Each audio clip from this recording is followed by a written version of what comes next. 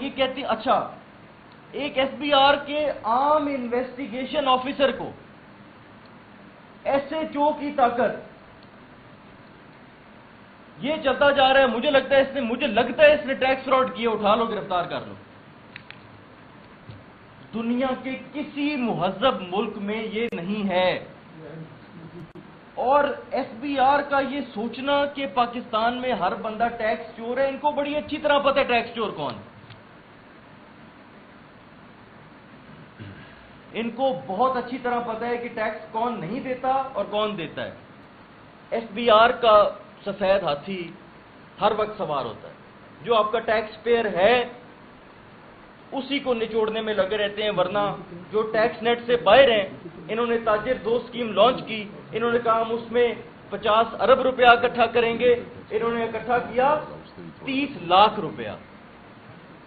تو جو tax net کے اندر ہے اس کے اوپر پریشر بڑھاتے گئے، چاہے وہ سیلریڈ کلاس ہے یا انڈسٹریلسٹ ہے۔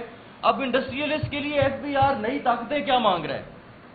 میرا خیال ہے آپ سب موجود ہوں گے جب وزیر خزانہ اور چیئرمین ایف بی آر نے کہا کہ اگر ایف بی آر کو یہ نئی طاقتیں نہ دی گئیں تو 500 ارب کا نیا ٹیکس لگے گا، منی بجٹ آئے گا۔ آپ نے سنی ہے بات، پورے پاکستان نے سنی ہے۔ اب وہ طاقتیں کیا ہیں جو وہ مانگ رہے ہیں؟ ان میں سے ایک طاقت یہ ہے کہ جو ٹیکس پیئر ہے، اگر ہائی کورٹ سے اس کے خلاف فیصلہ آ جاتا ہے تو فوراً ایف بی آر اس کے اکاؤنٹ کے اندر سے پیسہ نکال لے گی سپریم کورٹ کی اپیل سے پہلے۔ اگر ایف بی آر چاہے تو وہ اپنا ایک چوکیدار یا نائب قاصد اس انڈسٹریلسٹ کی فیکٹری کے اندر بٹھا دے بطور نگران۔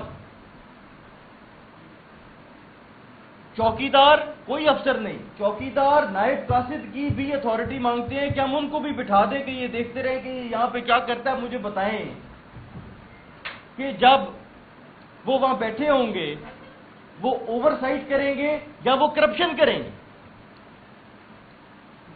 ایس بی آر کے دفتروں کے حالات آپ ہمارے سے بہتر جانتے ہیں، جو اس ملک کا بڑا ٹیکس پیئر ہے، جتنی پریشانی اس کو وہاں پہ ہوتی ہے وہ آپ ہمارے سے بہتر جانتے ہیں۔ ایک تو یہ طاقت مانگی۔ تیسری جناب، کسی نے کوئی انتقال کروانا ہے، وہ پہلے ایف بی آر سے اجازت لے گا، وہ آگے کسائی بن کے چھری پھیرے گا پہلے کہ میرے نال مڑ انتقال بھی تیرا کرنے، وہ پہلے ایف بی آر سے اجازت مانگے گا، وہ کمشنر کے پاس جائے گا، وہ اسسٹنٹ کمشنر کے پاس جائے گا کہ سر جی میں یہ پراپرٹی خرید سکتا ہوں، میں نے بچوں کے لیے گھر لینا ہے۔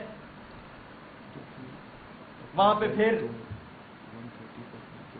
فائل کو پہیے لگیں گے، اس بیچارے کا انتقال بھی ہو جائے گا۔ یہ وہ طاقتیں ہیں جو یہ مانگ رہے ہیں، اور یہ کہتی اچھا ایک ایس بی آر کے عام انویسٹیگیشن آفیسر کو ایس ایچ او کی طاقت، یہ چلتا جا رہا ہے، مجھے لگتا ہے اس نے ٹیکس فراڈ کیا، اٹھا لو گرفتار کر لو۔ دنیا کے کسی مہذب ملک میں یہ نہیں ہے۔ اور ایس بی آر کا یہ سوچنا کہ پاکستان میں ہر بندہ ٹیکس چور ہے، ان کو بڑی اچھی طرح پتہ ہے ٹیکس چور کون ہے۔ ان کو بہت اچھی طرح پتہ ہے کہ ٹیکس کون نہیں دیتا اور کون دیتا ہے۔ میں آخر میں، کیونکہ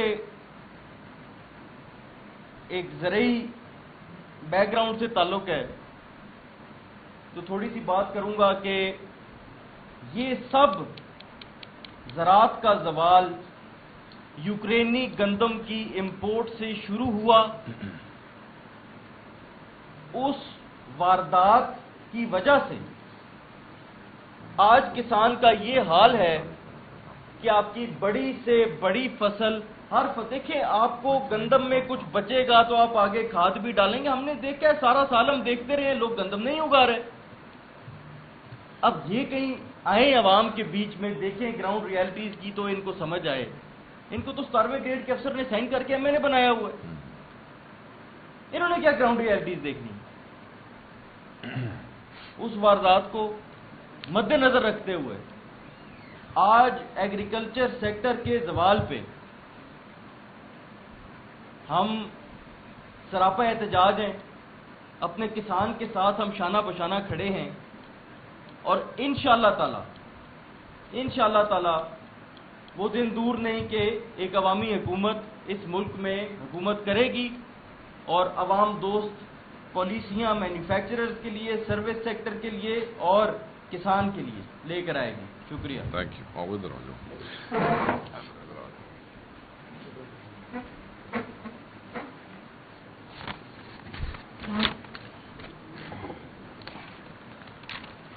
بسم اللہ الرحمن الرحیم.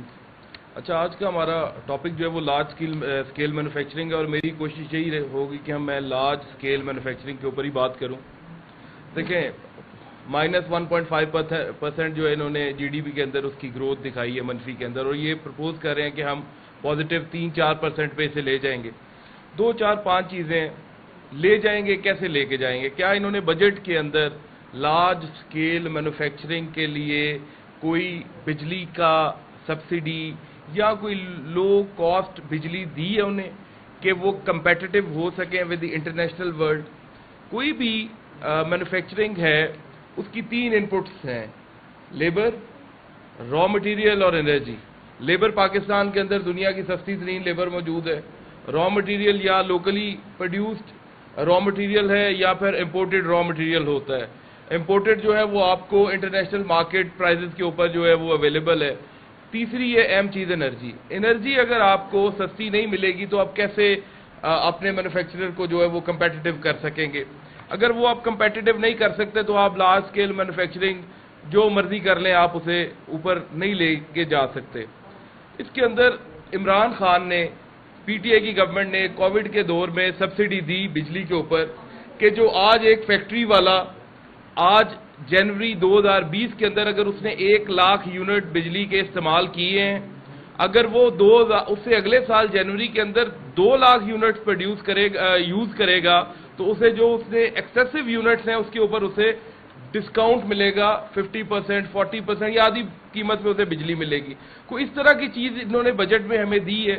عمران خان کے زمانے میں اور اس سے پہلے، آج سے 3 سال پہلے چلے جائیں تو لارج اسکیل مینوفیکچرنگ کو جو مینوفیکچرر تھے ان کی مشینری امپورٹ کے اوپر LTFF کی ایک بینکنگ سہولت موجود تھی، لون کی، وہ 2% کے اوپر، وہ 3% کے اوپر کوئی بھی کیپٹل گڈز امپورٹ کر سکتے تھے. مطلب اپنی جو ہے وہ فیکٹری کے لیے مشین یا کوئی بھی کیپٹل گڈ امپورٹ کر سکتے تھے جس سے وہ اپنی ایکسٹینشن کر سکتے تھے.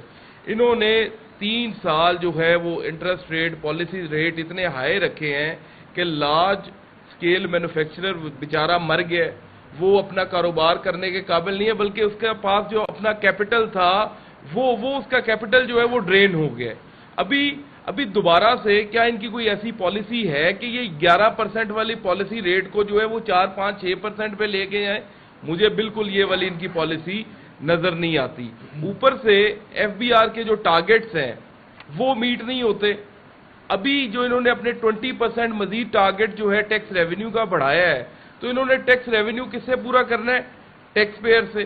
ٹیکس پیئر جو میجر یہ انڈسٹری والے ہیں، ان لوگوں سے وہ اپنا ریونیو جو ہے وہ شارٹ فال یہ پورا کریں گے. اسامہ صاحب نے جیسے بات کی کہ ٹیکس فراڈ، انہوں نے clause 6 of the finance bill sub clause 1 اس کے اندر سیلز ٹیکس ایکٹ کے سیکشن 2 کے اندر جدھر ڈیفینیشنز ہوتی ہیں ادھر انہوں نے ٹیکس فراڈ کی ایک اتنی لمبی چوڑی ڈیفینیشن بتائی ہے کہ یہ بندہ بھی ٹیکس فراڈ ہے، یہ بندہ بھی ٹیکس فراڈ ہے. حالانکہ آخر کے اوپر انہوں نے یہ کہہ دیا کہ FBR کا افسر اگر سمجھے کہ اس بندے نے ٹیکس فراڈ کیا ہے تو اس بندے کو اسٹیبلش کرنا پڑے گا کہ اس نے ٹیکس فراڈ کیسے نہیں کیا. انصاف کے تقاضوں کے یہ منافی ہے. اگر جو بندہ الزام لگاتا ہے اسٹیبلش کرنا اس کا کام ہے. ادھر وہ کہہ رہے ہیں کہ الزام لگانے والے نے اسٹیبلش نہیں کرنا، جس کے اوپر الزام لگ رہے اس نے خود کو بے گناہ پہلے دن ہی ثابت کرنا ہے، ورنہ ہی از اے ٹیکس فراڈیا. اگر آپ اس طرح کے بندوں کو اور اس کے بعد ٹیکس فراڈ کی جو آگے جا کے سزا بتائی گئی ہے دیٹ از 10 ایئرز، 10 سال امپریزنمنٹ اس کی سزا ہے.